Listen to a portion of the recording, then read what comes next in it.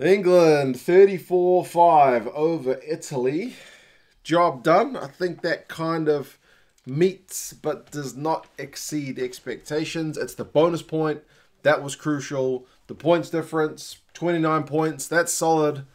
They probably would have liked a few more, to be honest. It's still very doable for Ireland. France's job to win this in the next game becomes a touch harder. So still advantage England, you would say, but by no means in the bag yet. We'll still have to wait and see what happens in the next game in France. For this one, it started off pretty ominously for Italy. England's scrum winning a penalty within about the first minute, although, to be fair, the penalty count kind of evened out throughout the course of the game. And interestingly, not long after that first scrum penalty, England had another penalty and they tapped it rather than taking their time. They weren't able to score from that one. They did go close because when Italy got the ball back, they were charged down. And yeah, that was Curry on Garbisi, but nothing quite doing. However, it didn't take England too long to open the account, with Youngs getting the first of his 2 tries on 5 minutes, and that one was just too easy. Both of his tries early on in the halves, first half and second half, and just seemingly quite easy. He ended up getting man of the match, did Young. It's actually in his 100th game, so hell of an effort from him. But yeah, he got that first try, pretty crucial. Farrell with the big line break and Youngs with the supporting line, way too easy. England did kick their one and only penalty just after 10 minutes. Easy 3 points, so they just decided to take it. So 10-0 after much more than 10 minutes, and England were looking pretty cruisy, to be honest. However, it took a bit of a turn. Polledri with a huge run down the left wing for the Italians, and that was all after a bit of a bobble drop ball from Sinclair. Carlo Canna is the man who regathers, and he passes it to Polledri, who shows a bit of toe, and he goes over on the left wing. They missed the conversion, so it's 5 points to 10. And believe it or not, that's how the first half finished. 5 points to 10. It was not looking all that peachy for England at halftime, but you got to remember, generally with these games, it's the second half that kind of blows out a bit, and such was the case here. For the remainder of that first half, though, Hill got yellow carded for a hit on Padovani. He was falling, as what the referee said, as he hit him in the back of the head. Interestingly, it doesn't look as bad when you hit a guy in the back of the head. There's something about contact with the face, head, which looks worse than the back. But still, I guess in the ref's books, it's all the same. They even mentioned like it was mitigated from the fact that he was falling. So, I don't know. Could it have been worse? I didn't think so. Initially, my impression was that's not too bad. But still, yellow card for Hill, which is unfortunate. But during the yellow card period, there was nothing really much doing. Nothing noteworthy that I can seem to recall happened. There was a bit of a kicking duel. Line speed was good to shut down the attack from England. So, as in, like with the Italians, with the extra man, they weren't able to get anywhere against England's defence.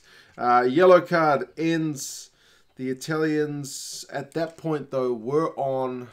They had won a penalty right before that, and they had an attacking maul like 5 meters out from England's line.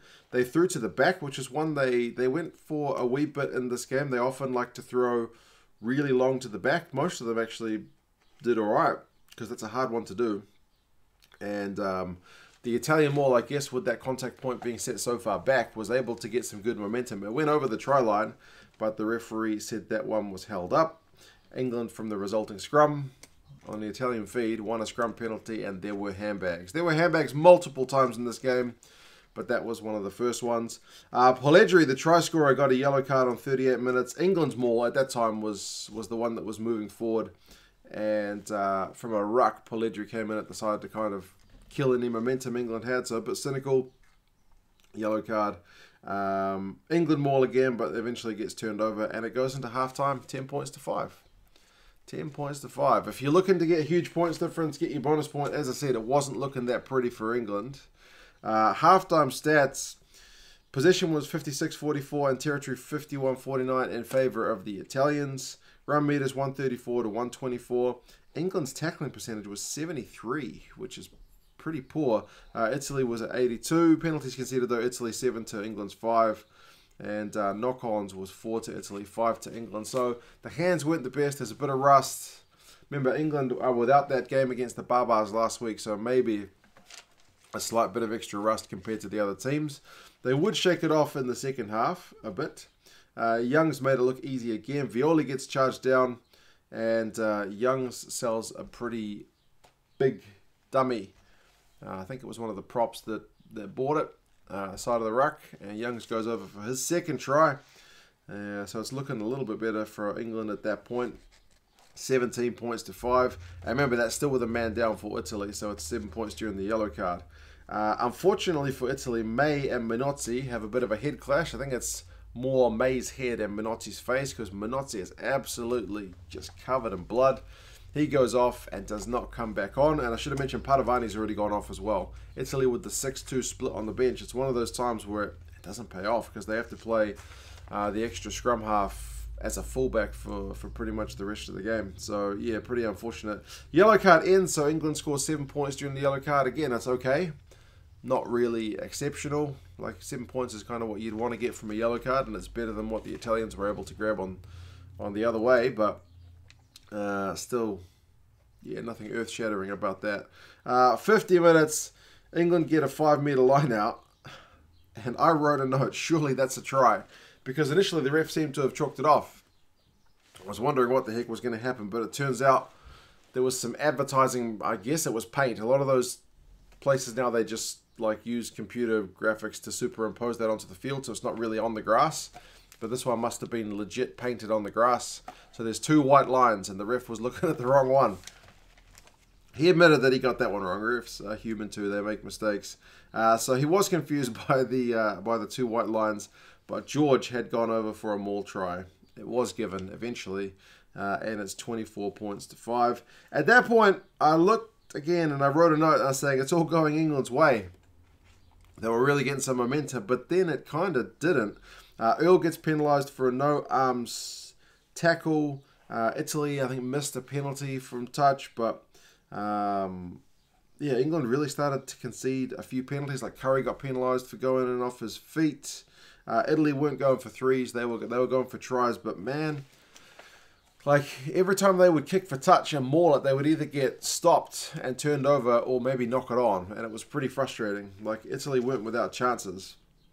But England's maul defense was, was pretty solid. It wasn't letting anything through, really. Curry got his try on 67 minutes. Good bit of quick thinking from him.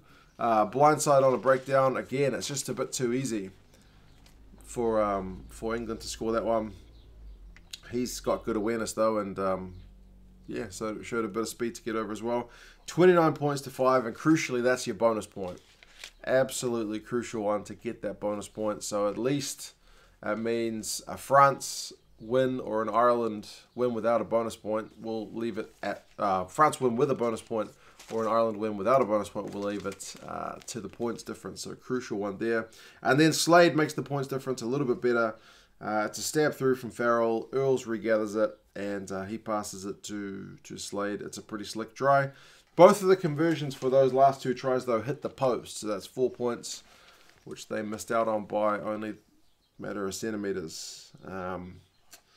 Yeah, England did get a penalty right at the death, which it looked like they'll probably kick to the corner and go for another maul, maybe put it out to 40 points, but they spotted a neck roll prior to it, so they reversed the penalty. It'll kick it out, and it is game over. So, yeah, that's that one.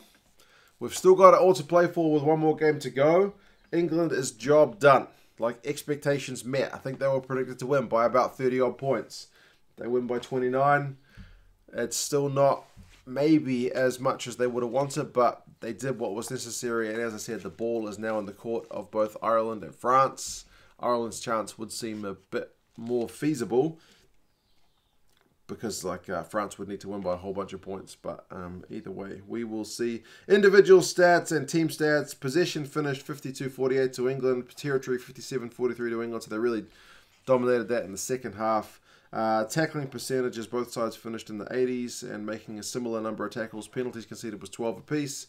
England with more kicks from hand, and that was one thing they were really using to put the Italians under pressure, especially having an extra scrum half probably didn't help the Italians. England's goal kicking was at 67%, which is lower than normal, and again, not ideal for the points difference, but we'll see if it comes down to those last four. Young's finishes with 55 run meters, a clean break, and 2 defenders beaten. Pretty good shift.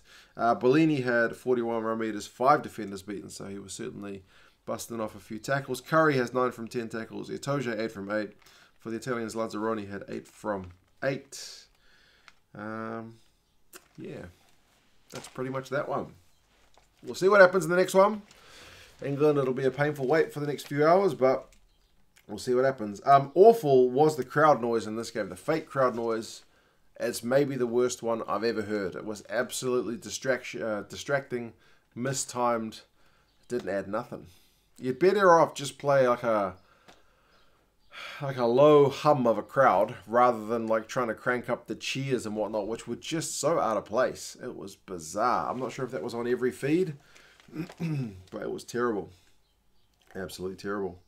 Yeah. You guys let me know your thoughts on the game. England's jersey, the Umbro one. How did you guys think of that?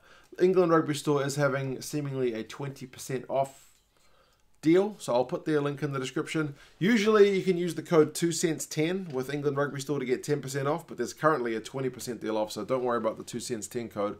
Although I think you can't use the 20% off one on multiple items, so if you, I don't know, man, 2cents10 if you want to get 10% off in future from England Rugby Store. Give that one a crack. But yeah, there is a bit of a sale on at the moment, and I think the Umbro jersey looks pretty good, doesn't it, on the field? So we've seen it in the promo shots before. On the field, it'll look the business. It might be a Six Nations winning jersey. The bloody commentator on my one loves referring to it as rugby's greatest championship, and I feel like I'm being marketed to a hell of a lot. It's like over here in New Zealand, Eden Park is branded New Zealand's national stadium, but nobody ever goes to say, like, the commentators don't say, we're here from New Zealand's national stadium and we're playing in the rugby championship from New Zealand's national stadium. They don't hammer that point home. Driving me up the wall. Anyway, I will stop rambling. I need to finish watching Wales and Scotland because I haven't seen that one in full yet. France and Ireland is not too far away. Remember, check out England Rugby Store. Speaking of marketing, England jerseys, 20% off. But yeah, you guys take care and I'll talk to you again soon. See you later.